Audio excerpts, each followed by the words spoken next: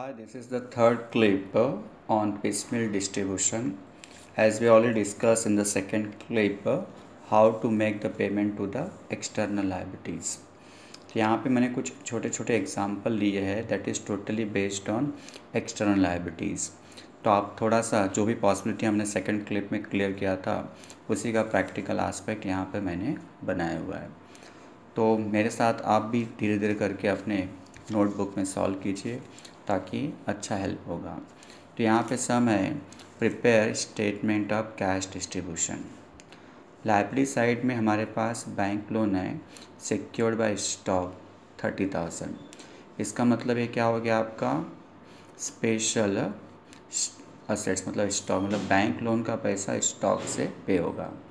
Outstanding income tax दिया हुआ है 12,000 जिसका हम लोग क्या बोलते हैं प्रेफरेंशियल लाइबिलिटी है। सन्नी क्रेडिटर्स है 20,000 और बिल्स पेबल है 10,000। तो क्रेडिटर्स और बिल्स पेबल ये दोनों क्या हो गया आपका unsecured loan. Cash in hand हमारे पास 20,000 अवेलेबल है जो हम लोग यूज़ कर सकते हैं। Realisation expenses was estimated at ₹4,000। तो जब फर्म डिसॉल्व हुआ तो डिसोल्यूशन के बाद फर्म को असेट सेल करने में बहुत सारे एक्सपेंस होंगे तो 4,000 उसके लिए फर्म क्या करेगी पहले से साइड में कर लेगी। Expenses incurred on repairs to motor car 1,000 to get the better price. Motor car के ऊपर हमने 1,000 खर्च किया। इसका मतलब कैश में से 4,000 1,000 हम लोग पहले ही माइनस कर लेंगे तो नेट कैश से हम लोग अपना सम चालू कर सकते हैं। असेट्स रिलाइज में है motor car realise 21,000, stock realise 16,000 और स्टॉक रिलाइज 5,000। तो इस तरह से सम है। इसमें अंदर अगर आप लाइबिलिटी देखो तो bank loan 1, income tax 2, creditors 3, bills payable 4 column आपके हो जाएंगे लाइबिलिटीज़ के, कैश के 1 और पर्टिकुलर्स के 1 मतलब 4 + 2। तो मैं यहाँ पे रोलिंग करता हूँ।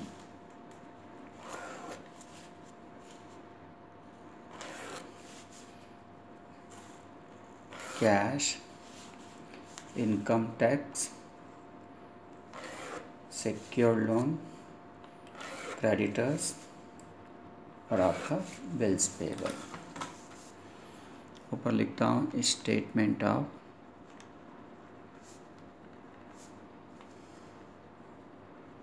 कैश डिस्ट्रीब्यूशन या जिसको बोल सकते हैं statement showing distribution of cash. Particulars cash available है हमारे पास कितना, जैसा प्रेफरेंशियल लायबिलिटी सबसे पहले आता है तो इनकम टैक्स सबसे पहले है, ये सिंगल है। उसके बाद में सिक्योर लोन है लेकिन उसका कोई ऑर्डर फिक्स नहीं, देखेंगे सिचुएशन के हिसाब से चलेंगे। और उसके बाद हमारे पास क्रेडिटर्स और बिल्स पेबल है, ये दोनों 8 की कैटेगरी में आते हैं इसलिए मैं इसको कंबाइन एरो दे देता हूँ। तो सबसे पहले मैंने ओपनिंग बैलेंस लिखा, कैश का 20,000 है, आउटस्टैंडिंग इनकम टैक्स 20,000 है, बैंक लोन आपका दिया हुआ है 30,000, क्रेडिटर्स 20,000 और bills payable 10,000। Cash 20,000, outstanding income tax 12,000 है, बैंक लोन 30,000 है, 20,000 और 10,000 दिया हुआ है। ठीक है, तो सबसे पहले कैश 20,000 है तो 20,000 में से रिलायशन एक्सपेंस मैंने माइनस कर दिया 4,000 और रिपेयर्स टू मोटर कार मैंने माइनस कर दिया 1,000। इसका मतलब 20 में से 5 गया तो 15,000 आ गया। अभी 15,000 क्या है जनरल है, मतलब कोई स्पेशल तो असेट्स है नहीं, कैश का है। तो हम लोग सबसे पहले आउटस्टैंडिंग टैक्स भरेंगे तो पे टू आउटस्टैंडिंग इनकम टैक्स 12,000 देना है तो 12,000 और 12,000। अब हमारे पास 3,000 कैश बच गया तो 3,000 का यूज़ हम लोग देख रहे हैं कि क्रेडिटर्स और बिल्स पेबल को देना है। बैंक लोन के अगेंस्ट में एक स्पेशल असेट्स था, दैट इज़ स्टॉक, जो अभी तक सेल नहीं हुआ है।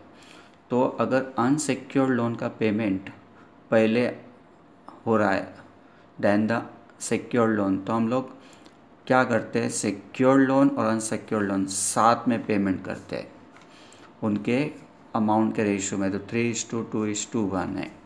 तो आज हम लोग क्या करेंगे, इस कैश को यूज़ करेंगे to pay to bank loan, creditors and bills payable. Ratio है 3:2:1 में।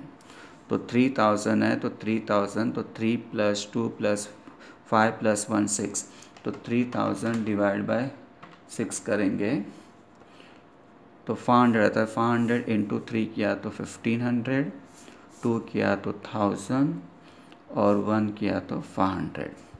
तो इस तरह से आपका कैश यूज़ हो गया। तो कैश हो गया नील, इसका पूरा पेमेंट हो गया था। इसका 28,500 है, इसका 19,000 है, इसका 9,500 है। अब नेक्स्ट जो हमको मिल रहा है वो आ रहा है मोटर कार, बराबर। Motor car realise ₹21,000। तो मोटर कार रिलाइज 21,000। तो ये भी आपका स्पेशल असेट्स नहीं है, तो इसका यूज़ हम लोग सिक्योर अनसिक्योर दोनों के लिए करेंगे। तो इस समय पेमेंट हमको 21,000 से ज़्यादा करना है। 28,500 है, 19 और 9,500, तो ही हमारा रेशो यूज़ होगा 3:2:1। तो less pay to bank loan, creditors and bills payable, 3:2:1। तो 21,000 है, तो 21,000 डिवाइड बाय 6 करेंगे तो 3,500 आता है। इंटू 3 किया तो आपका हो गया 10,500। इंटू 2 किया तो 7,000 और इंटू 1 किया तो 3,500। तो ये आपका एक कैश यूज़ हो गया। ये हो गया आपका नील। 28,500 में से 10,500 किया तो ये आ गया आपका 18,000। फिर ये आ गया आपका 12,000 और ये हो गया आपका 6,000। अब नेक्स्ट रिलाइजेशन है स्टॉक 16,000। तो स्टॉक रिलाइज्ड अमाउंट है 16,000। तो आपका स्पेशल असेट्स है। जैसे हमको पता है कि बैंक लोन जो सिक्योर्ड था अगेंस्ट स्टॉक था, तो आज 16,000 सबसे पहले बैंक लोन के लिए जाएगा। इसमें बैंक लोन 18,000 है, तो उसमें से 16,000 पूरा का पूरा हम लोग बैंक लोन को दे देंगे। तो पे टू बैंक लोन, 16,000 यहाँ लिखा और 16,000 यहाँ पे लिखा। तो आपका कैश पूरा हो गया। ये बचा 2,000, इसको तो हमने हाथ ही नहीं लगाया। अब नेक्स्ट दोबारा स्टॉक रिलाइज हो रहा है। तो अगेन स्टॉक क्या है, आपका स्पेशल असेट्स है। तो इस समय बैंक लोन पेंडिंग है 2,000, तो स्टॉक रिलाइज हो रहा है 5,000। उसमें से सबसे पहला हम लोग बैंक लोन को 2,000 देंगे क्योंकि 2,000 पेंडिंग है। अब बचा 3,000। अब इसका यूज़ हम लोग क्रेडिटर्स और बिल्स पेबल के करेंगे। तो इस समय रेशो चल रहा है 12:6, मतलब ही 2:1 है। तो less pay to creditors and bills payable 2:1 में।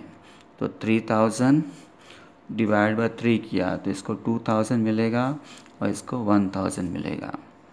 आपका कैश पूरा हो गया। तो कैश पूरा हो गया तो नील हो गया, ये भी नील हो गया। ये बचा 10,000 और एक बचा 5,000। तो इस सम में स्टॉक रिलाइज के बाद और कोई पैसा नहीं मिला, तो हमारा सम यहीं पे ख़त्म हो गया। तो इस तरह से हमने देखा कि हमारा स्टॉक सेल होने में समय ले रहा था, तो हमने क्या किया, अनसिक्योर्ड के साथ में सिक्योर्ड का पेमेंट करना चालू कर दिया। ओके, ये था आपका एग्जाम्पल नंबर 1। उसी तरह से हमारे पास और भी एग्जाम्पल है जो हम लोग नेक्स्ट क्लिप में देखेंगे। Thank you for watching this clip. Have a nice day from Rakesh sir.